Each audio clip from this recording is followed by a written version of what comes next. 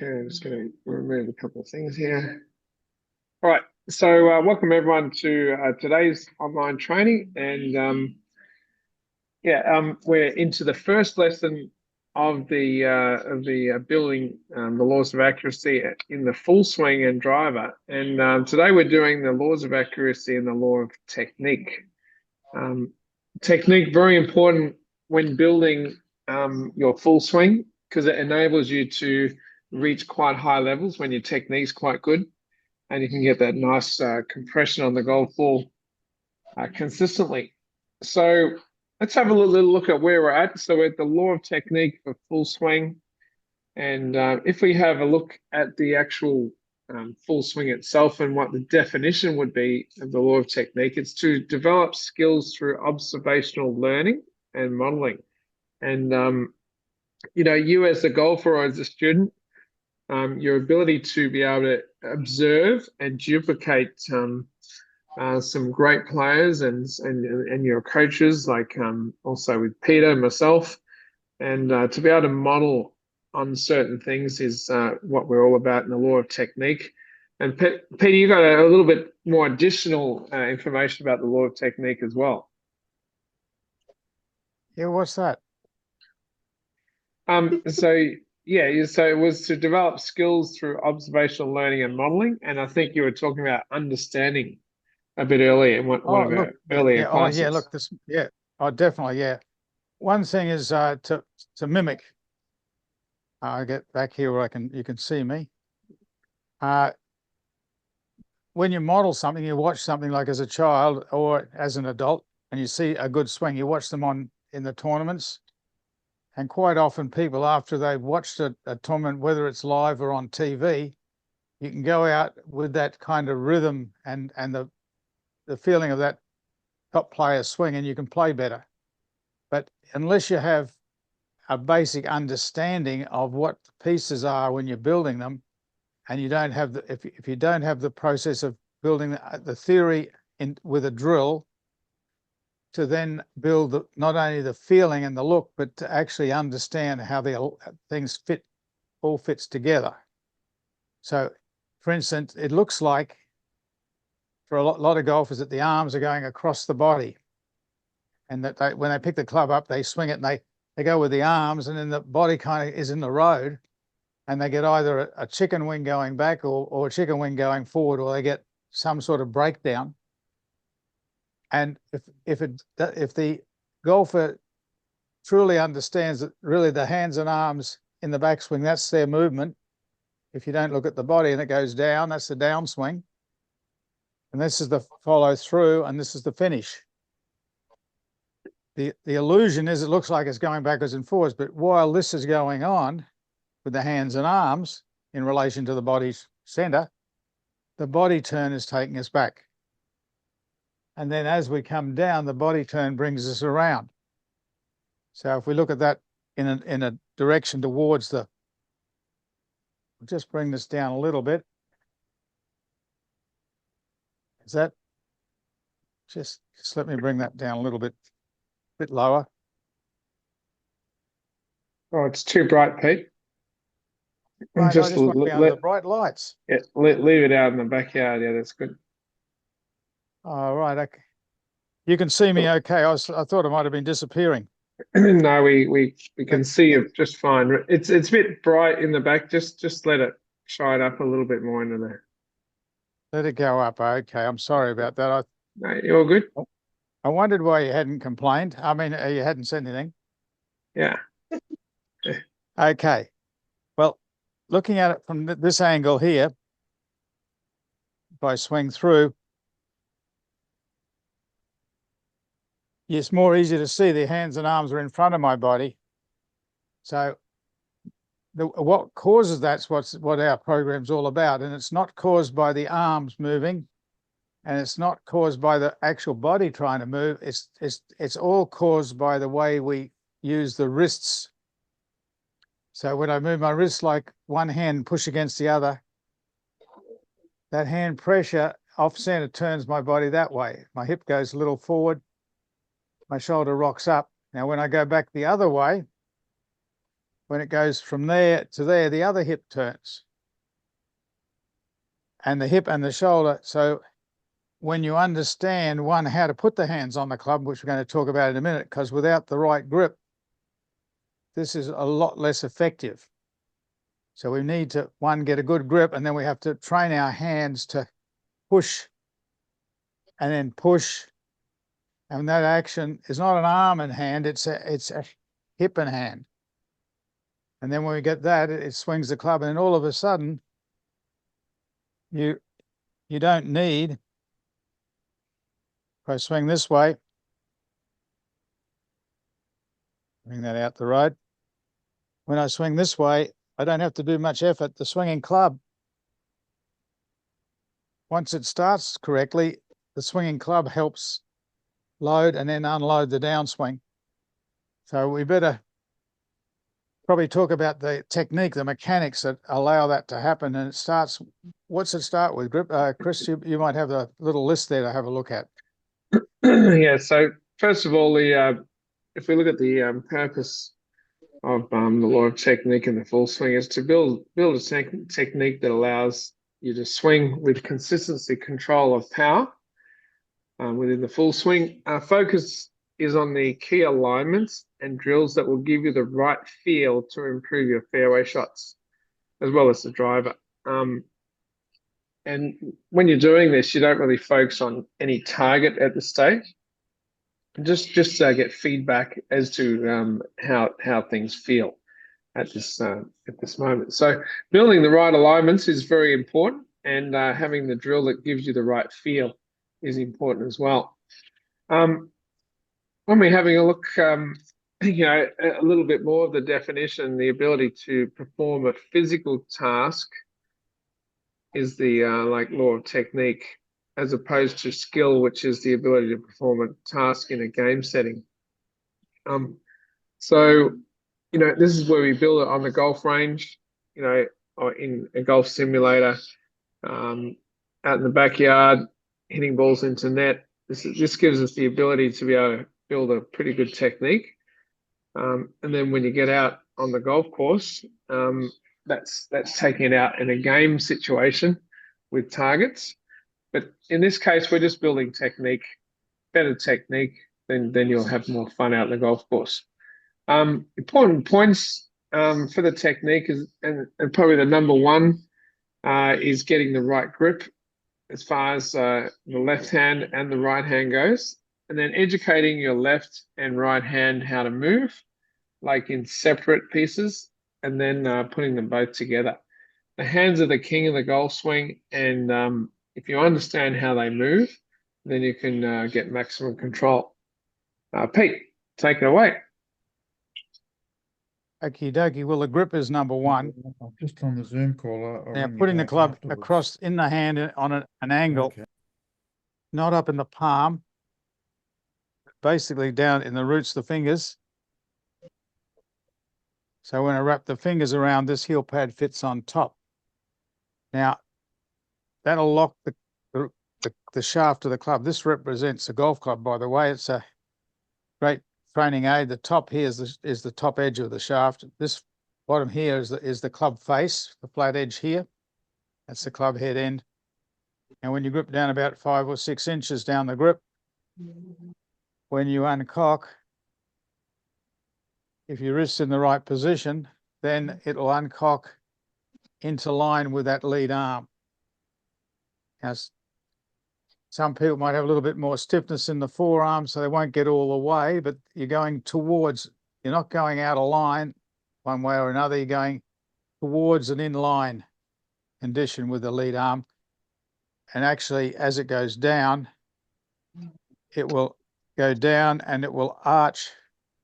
The last 3 fingers of the left hand keep curling, and that'll arch the left wrist and lock in this left elbow, so it stops it getting a chicken wing, and it locks in the upper arm, so you won't get any damage. You've got a very strong area here, so there's less strain on the joints, so you can hit it a lot of golf balls with a lot less strain and opportunity to hurt that. But there's a little part that's missing here. If you don't start in a certain place with your hands, putting your left hand on the club is not possible. You can't do it properly. So there's a one place to start. So if I look at it from this angle,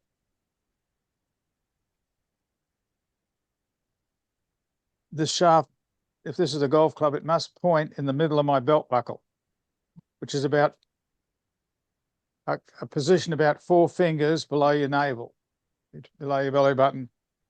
Now, when it's there, a couple of things happen. It allows, when the club shaft's horizontal and it's here, it allows the wrist to be on top. It also allows for your hands to be the right distance from your body. They're not too far away or too close. You get a certain angle of the left arm to the spine, not in here or out here somewhere. And it gives you what we call a level wrist. So this will be uncocked. And that's what you want to have happening through the impact follow through area. You don't want to be staying bent. Thumb needs to go down. And what creates this structure, when the wrist is correctly on the club, the left wrist on top, it allows the club shaft to go in line with that lead arm. So what would be very interesting is I get my marker.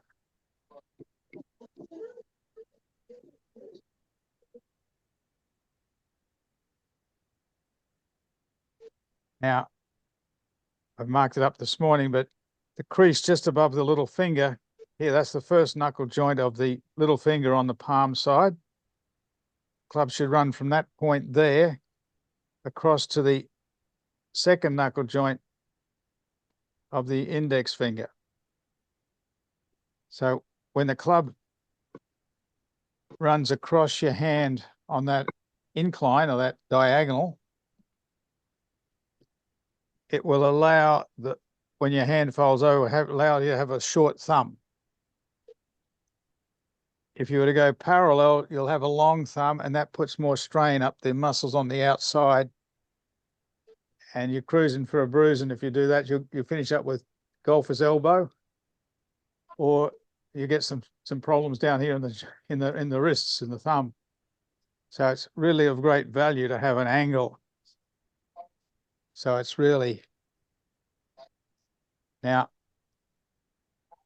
and this hinge pin goes this way for through the start of the downswing. What'll happen as the last 3 fingers curl, it'll flatten the wrist, and then it comes into line and arches the wrist as you go through the ball. If you look at it from the front on view, what's important here, it starts here. Now, when I push the right hand against the left, I better mark my right hand up because I've got to push from a certain point. Doesn't it, Billy? Yeah. Got to push up here at the top of the wrist. And the lifeline area of the right hand is the left thumb's going to fit right in there. And there's one other mark I'm going to mark here. It's the second knuckle joint of the middle 2 fingers of the right hand, because they're important. Where you grip with those 2 fingers really helps control the club shaft and builds the impact lean. So you want to feel those 2 knuckles are right there. You don't want to have it here or out here. Second knuckle joint's right under, and you can either come up close and overlap the little finger, or you can interlock it. I'd recommend. If you've got very small hands, then you might like to have them just close together, separate. That one's called a baseball grip. It's not really how you grip a baseball bat, but nearly. You wouldn't hold it out here. Closer they are together, the better the wrists will work. You get better hinging. So we look at that. Club shaft's here opposite my belt buckle. So it's not out there. Now, what represents the club shaft is horizontal. It's not down on the angle, not uncocked, and it's not cocked. It's level or neutral. Now, when the right hand fits in there, and those fingers, I push on the side with this pressure point here, and it presses up against the left hand. There's a knuckle joint here on the thumb. That happens to be number 2. There's another knuckle joint up here at the top. That's the first knuckle joint. There's a bone here, and on that bone, somewhere along that line, you make an X. Some people like to have it down a little bit lower towards the second knuckle joint. Some want to have it up higher. It's a case of testing for yourself. There's a little bit of opportunity to see which one gives you the best punch in the shot. But I'm going to fit this point here up against there. Can't see it very easily, but it's going to fit up against there. Now, if I didn't have the stick in my hand, they fit together so that the thumb fits right in that lifeline area. Now, when you wrap the fingers around and you push your hands together, you see what's happening to the elbows? Very important. When you push down on the left like this, it helps the left arm come in and lock in here. When you push on the side with the right, you get the right elbow comes in. So now when you got the hands like that, I grab my power swing out for this. Thanks very much, Frankie, for this. I value this special tool. So if that's the club face, forward press goes back.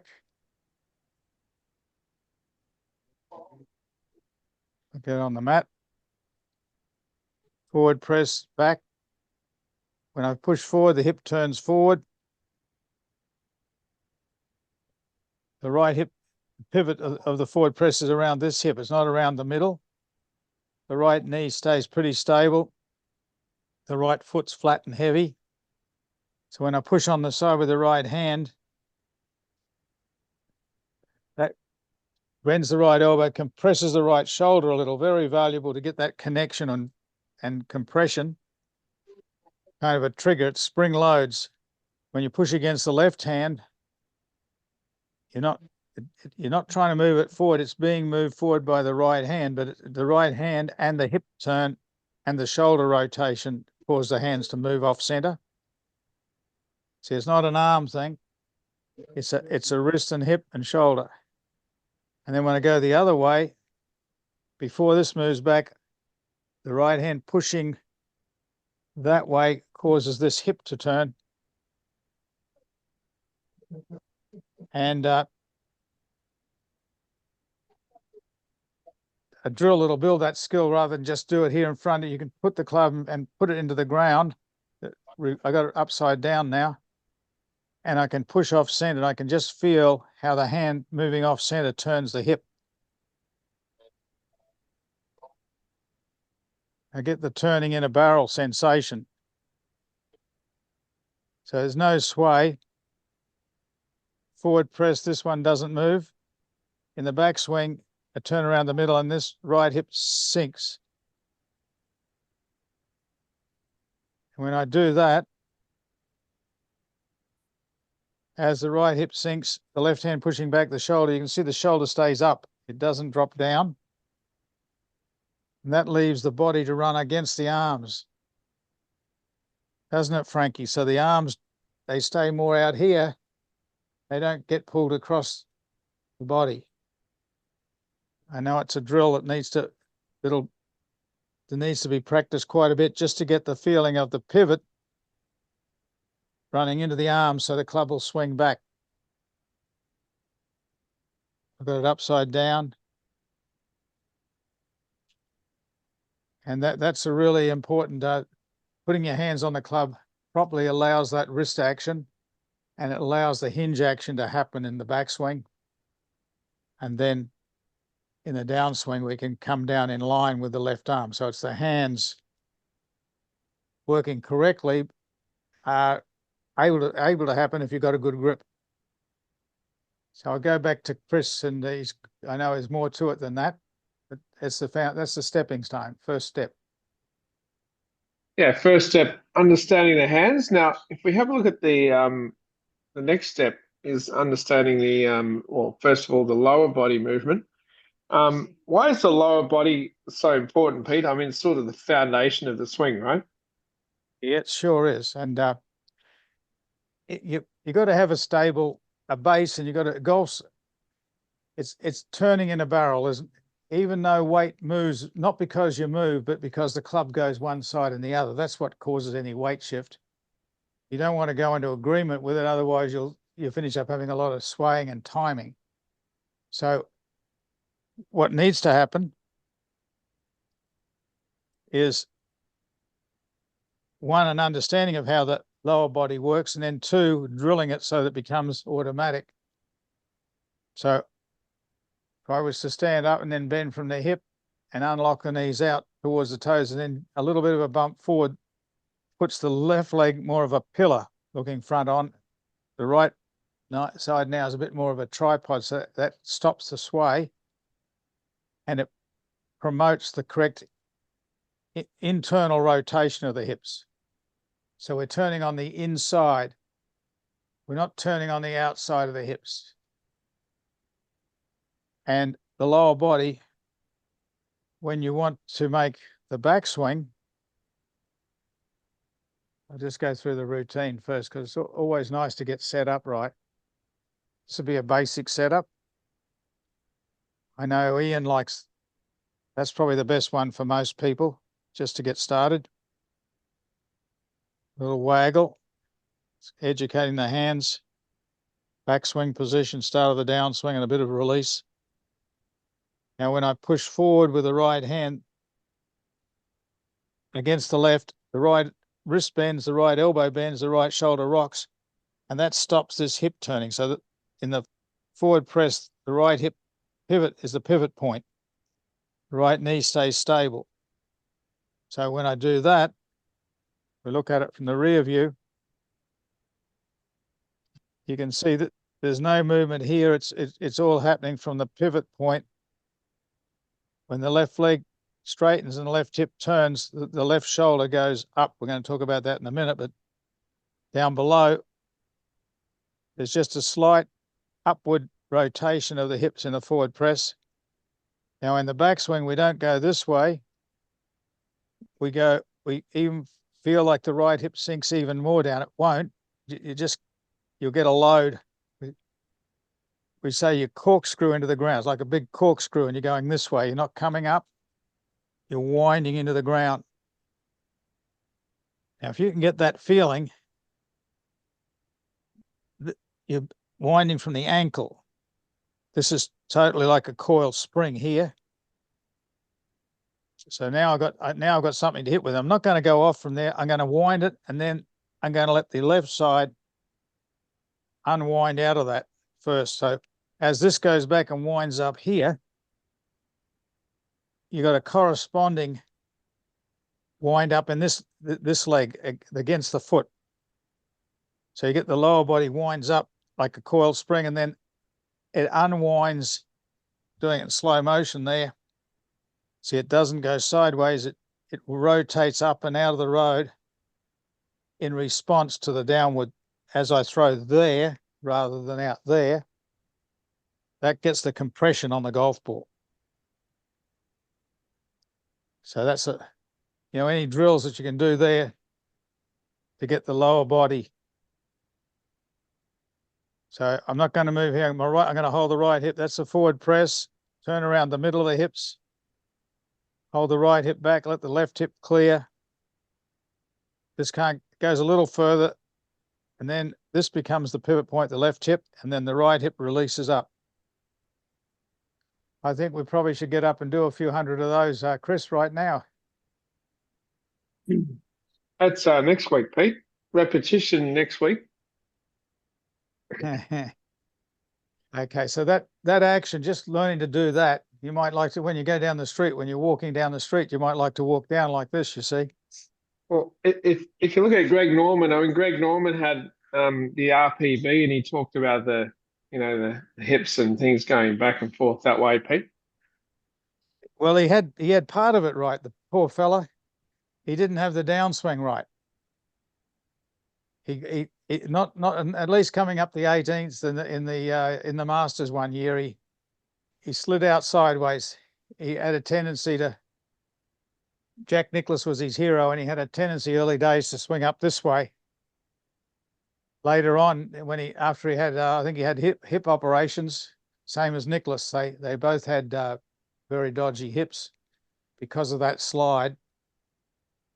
But if he had this part through the ball, it's all history now. But so you can't wind back the clock.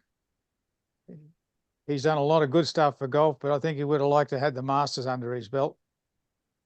Mm-hmm. But anyway, the right hip pocket back was that was a beautiful thing, and it gave him a lot of room so it didn't come with the arms; it all came from the. And the nice thing is these alignment sticks are great. I don't want to leave. If I swing back from here, there's some golf balls at about 2 feet back here on the ground. So let's just see what happens when I take it back with our sort of takeaways. Let's see what happens to those golf balls. Amazing, isn't it? You would never have thought that the club would have been that low for that long.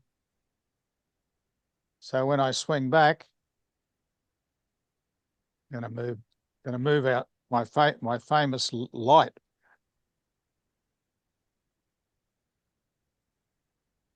I can't put the light back on me. Am I okay? Can you see me? We can see it wonderfully well. What a pity. Okay. So when I push on this, it's like a little, like the pole vaulter going over the high hurdles. When you push there, you get a little spring load. So if I was to put a ball, I'll put a couple there because I'll just give them a little bit of room. That's pretty close. It's on that arc.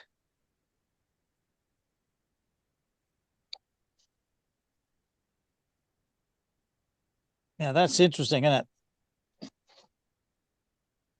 So let's see. We'll go this way first. So if you got one of these are a great training aid to give you the feeling of getting the start right. So forward press, little spring load. Bingo.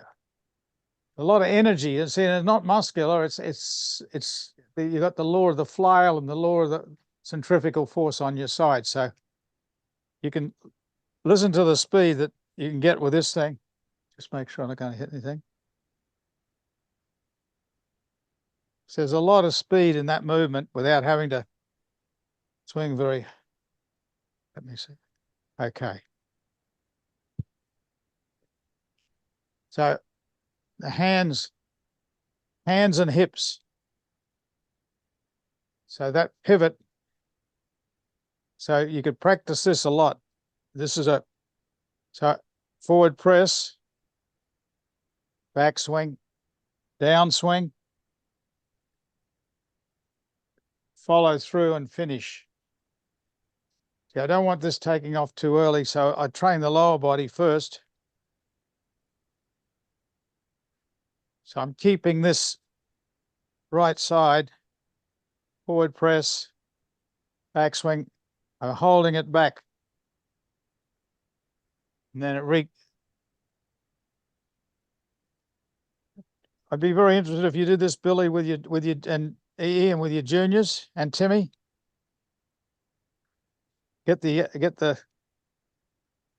I'll feel the coil and then keep the spring load on this thing. It's a good little exercise to train the lower body. The upper body, if we look at it here, 1 from the hip, 2 at the knees, 3 at the tilt, and then compress it a little bit more with the right shoulder. Left shoulder goes up. So I'm not going to go this way. Forward press, see the right side goes down. Now backswing, turn in the barrel, no loss of balance. So I'm just turning in balance. Now the right side, my right shoulder would go down with my hands towards the ball. Can go so far, and then once you reach the bottom, then it comes up and around. Really a good slow motion drill.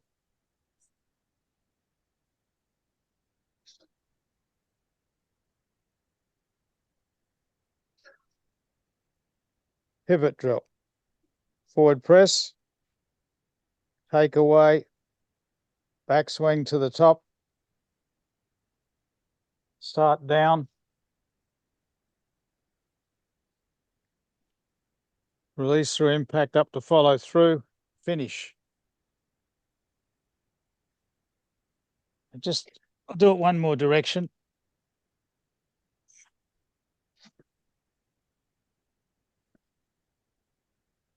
So just standing up, bend from the hip 1, unlock the knee 2, do the bump 3, and then compress the right side, stretch the left. Forward press, right side goes down, left side goes up. Talking about the shoulders. Backswing turn in a barrel, in balance. Downswing, the hands drive the right shoulder down towards the ball. Go so far, can't go any further. The shoulder releases the right hip, the right foot.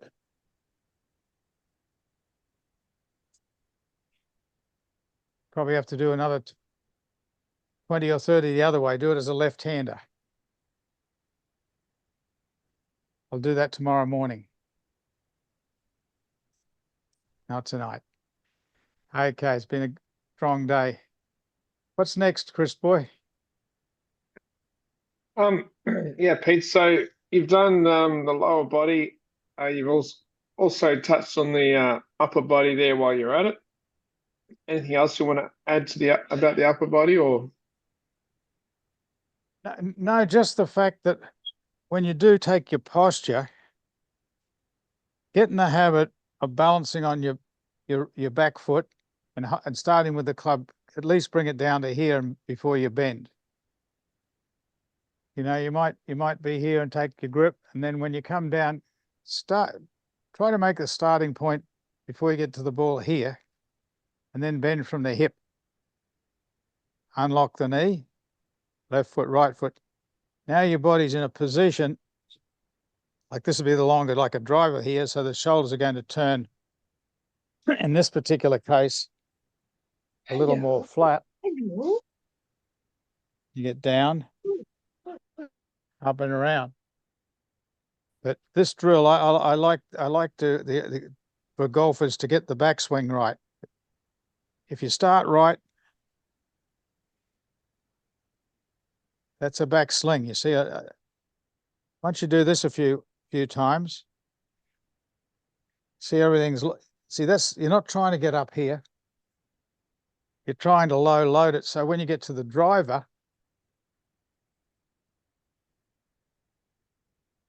I think we can get to this one now.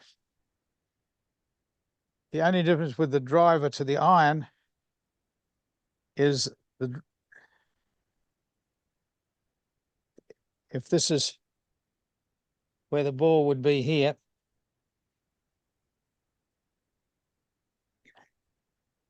put the driver on a tee.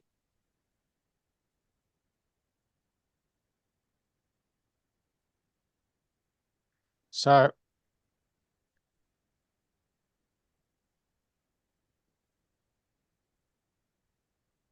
the driver, my ball is more there, so that when I swing,